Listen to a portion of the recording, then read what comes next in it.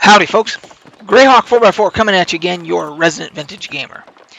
And this is going to be my New World official review. I am level 21 now, and I said when I hit 20 I would do my review, and I played a little bit longer, but here we are. So, before I go any further, please click like, subscribe, hit the bell if you indeed do like my content, and there will be a merch link in the description below. Whatever support you give me is always greatly appreciated. Thank you very much. Okay, now, like I said, level 21, I am in Windsward Hamlet because I am a member of the Syndicate faction, which is the purple flag that you see there. The purple indicates the Syndicate. Green is for Marauders, and yellow is for the damn, I can't even think of the name of that faction. I mean, it's a horrible faction. Obviously, I'm not part of it. It's a horrible faction. Otherwise, I'd be part of it. But anyway, on the map, you can see the yellow is controlled. Let's see if it'll tell me here. That just says the who the guild is that has that. But anyway, I want to say Bastion, and it's not Bastion. That's not the name of the faction. Regardless, there's three factions. I am, of course, a member of the best, which is the Syndicate, the purple, and the red shield icon, the red outline with the black. That is the guild that established this town for the Syndicate. And like I was saying in a previous video, you can, I'll just take you over there and show you real quick. So, once you have control of a town, whether it's your guild, faction, etc., whatever, then there are things that come into play, like this territory map right here. So, okay, so this is Territory Windsward. It tells how many upgrades we already have, what is being worked on right now. It's already completed, but they can't do another one for another 9 hours. That was the Arcane Repository where you make potions and that type of stuff. It's now up to Tier 3. So there's all that, and then I just found out today that if you indeed buy a home in your faction, like this here, so this is we'll go into somebody's house here. Let's go here. This is the highest rated one or whatever, and this is just the basic starter home, which all this decoration, also he or she has done all this since they bought it. I think that's for storage there, but we can't look at it because it's not our house. But I don't have a home yet. I don't have enough gold yet for it. But and then you can have like he's got pets here on the front porch and so forth. But if you have a home in the town that you are a faction member of and so forth, you actually get additional bonuses to like your crafting and stuff like that. So, and then the governor, whoever it is, the guild leader or whatever that has that town for that guild, they set the perks and they set the tax rates and all that stuff. So that is a very cool feature, I think, because it makes you want to do everything in your hometown. Like if I craft, I get points of that I'm offering to the town for them to progress to the next thing, you know. So, and then of course I get credit for doing that. And we can go into one of the crafting stations here if you want. So this is like the kitchen, and it tells you what you can cook and all that stuff. And then like there's travel rations, and then it gives you a number of different things you can choose to use as your components. So like if I wanted to make, let's say, a light ration, I could use any of these things to make a light ration. I could just use some milk, make a couple of those. Let's say we'll make 11 of them. And then I get 11 windward standing. So I get that is a bonus in my favor for my standing within the town. And then if I go to like map here and go to the territory standings and I go to Windsward, which is this town, I'm level 9, it tells who it's governed by, controlled by, etc. Benefits of owning a territory. It tells you all the stuff you get.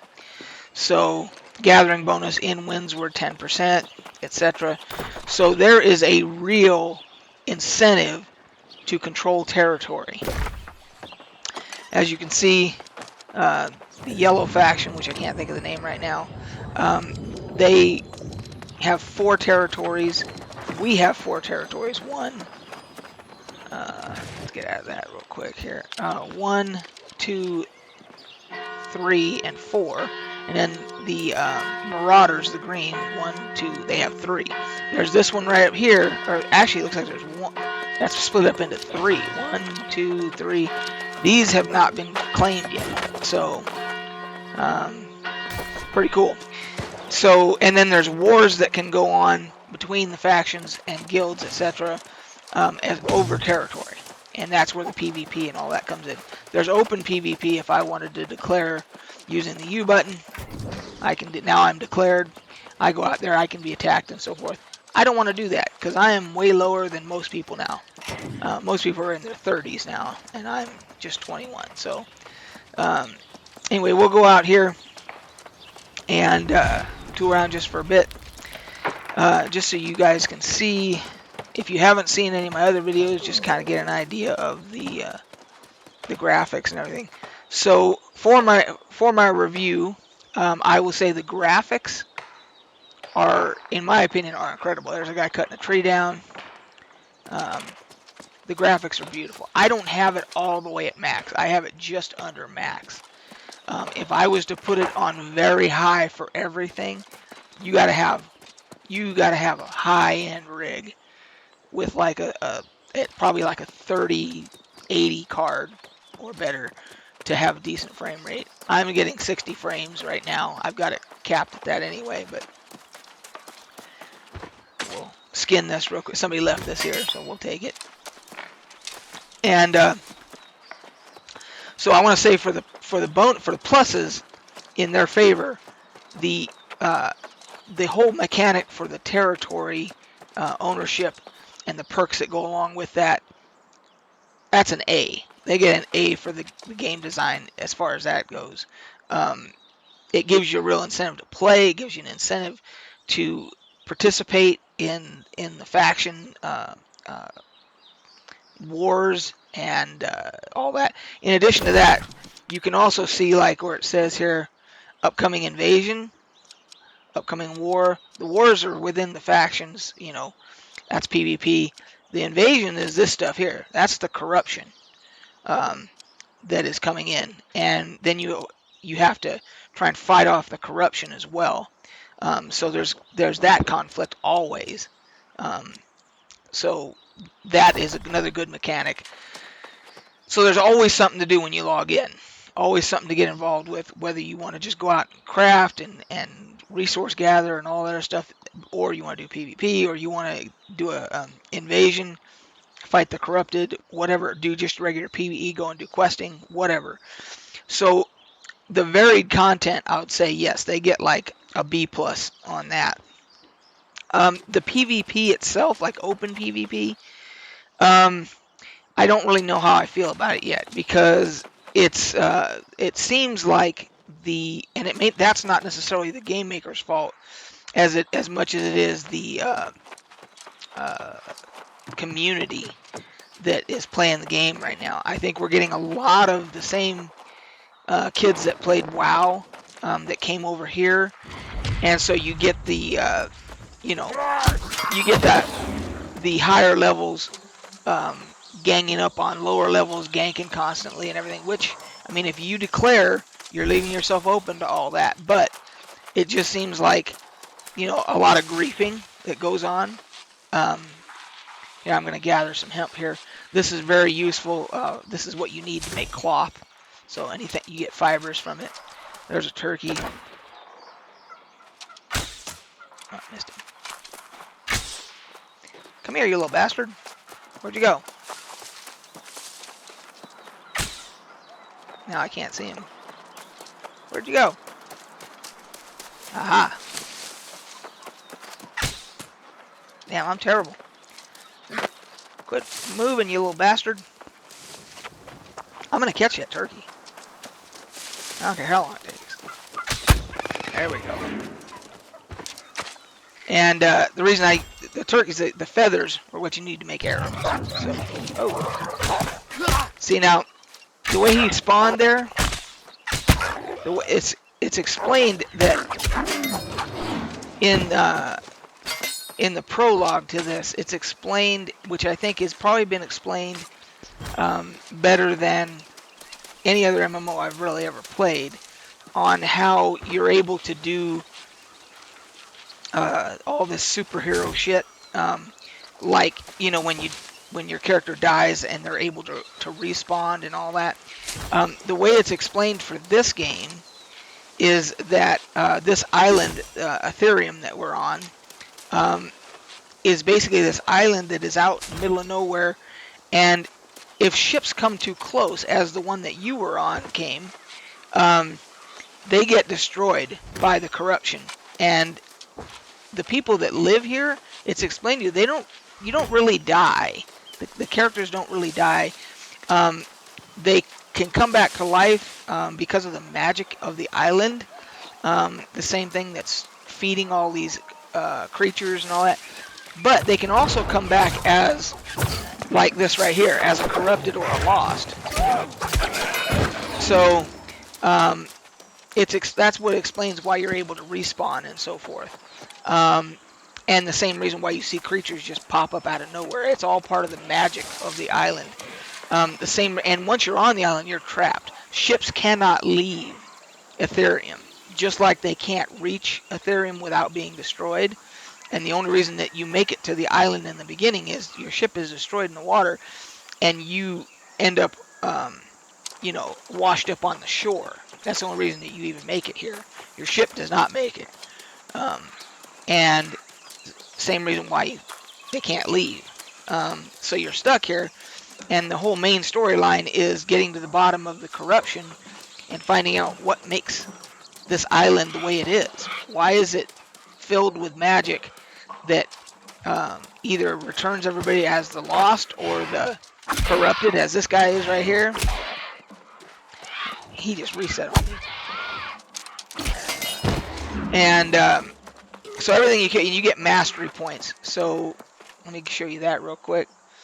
So let's see here. So there's the name and everything. I have my own guild. I called it Thieves of Greyhawk. Current title is Archaeologist. But you have weapon mastery for all the different weapons. I have bow. I'm using a bow and a rapier right now. And so if I go to rapier, I've got all these different things that I've taken. On my bow, I actually respect into hunter, because I wanted basically just to be able to use very powerful shots as opposed to jumping all over the fucking place and everything. So, but you get the point. So, now I'm going to talk about a few things that are negatives about the game. So, number one, the worst thing in this game, by far, without question, in my opinion, is the chat system. The chat system's over here. Now, of course, it's blocked by my camera a little bit, but you have over here, what you can see behind my picture here, categories and so forth. If you want to talk in group or area or global, etc. It is the clumsiest system for chat I have ever seen. Switching between the two and everything, it's horrible. And people that are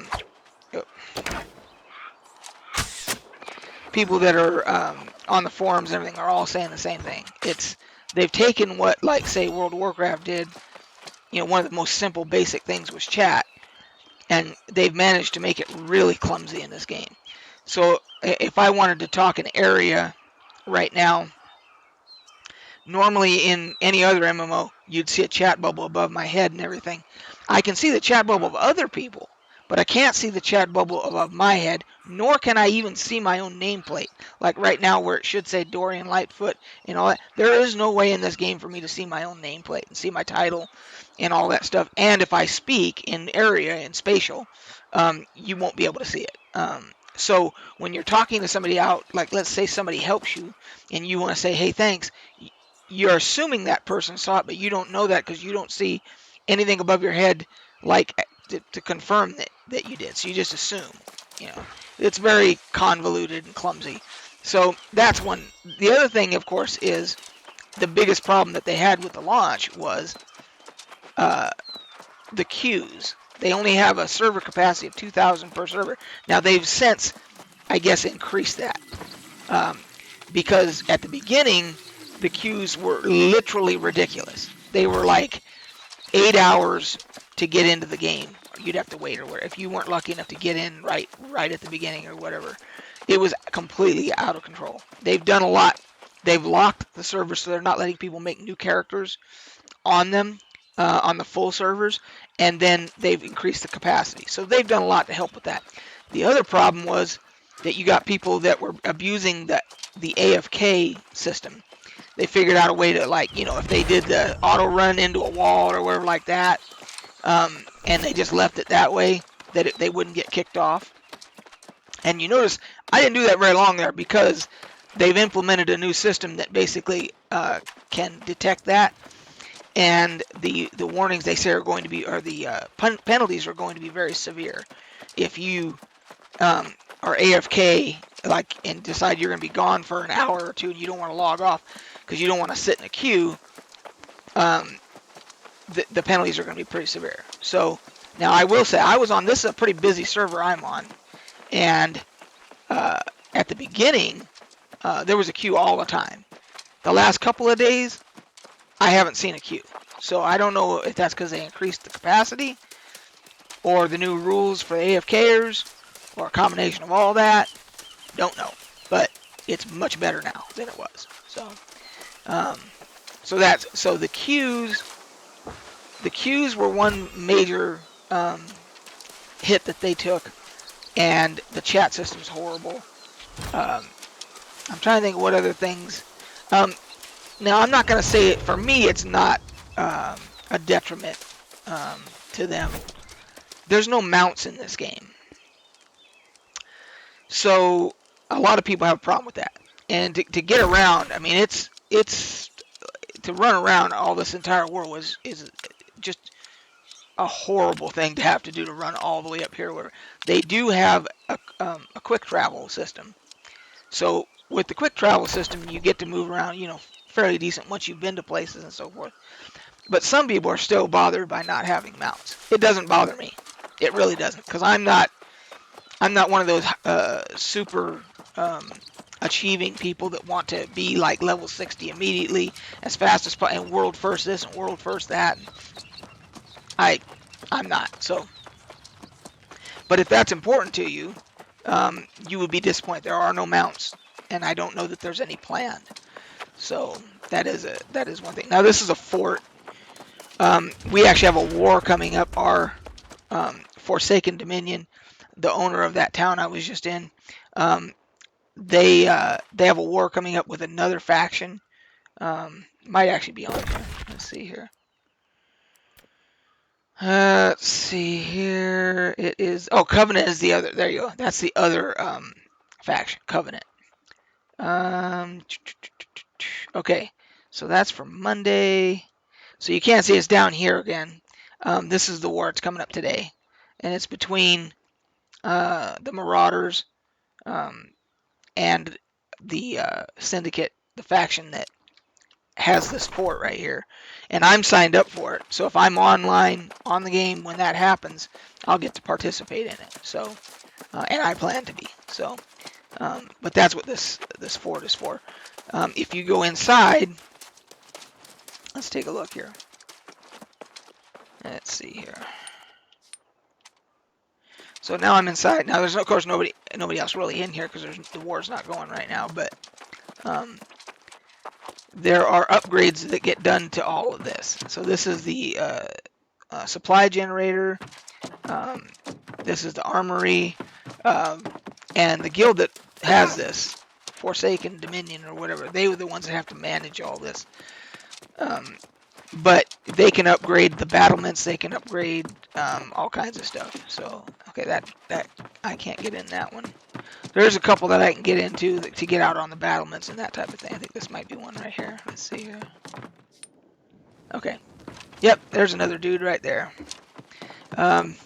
He's just doing the same thing I am. He's just checking stuff out.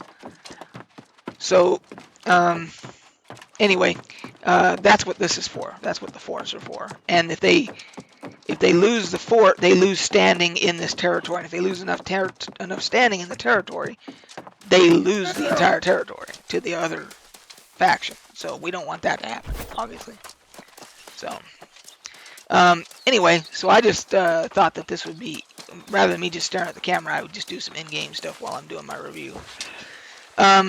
So yeah, the detriments are the queues, the chat system, the lack of mounts for those that bothers,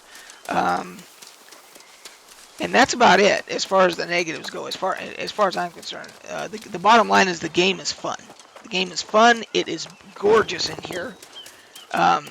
It makes you want to keep playing, and it makes you, when you're not playing, it makes you want to log back in. And to me, that is the sign of a good MMO. Now, will it get repetitive at some point? Will I get bored? I don't think I will, but I'm sure some people will. But for what it is, I think it's fantastic. I'm enjoying the shit out of it. So, from me, I would give the game a solid B. If the queues have been fixed permanently, I would give it a B+. If they fix the queues permanently, completely revamp the chat system, fix that, I don't care about the mounts. So if they did that, I would give it an A. If they can fix those problems, I would give this an A. But that's where my review stands right now, guys. So anyway, tell me what you think below. Have you played it? Are you planning to play it? If you have played it, what did you give it? Did you give it a rating yet? So anyway, until next time, guys, we'll catch you on the flip side.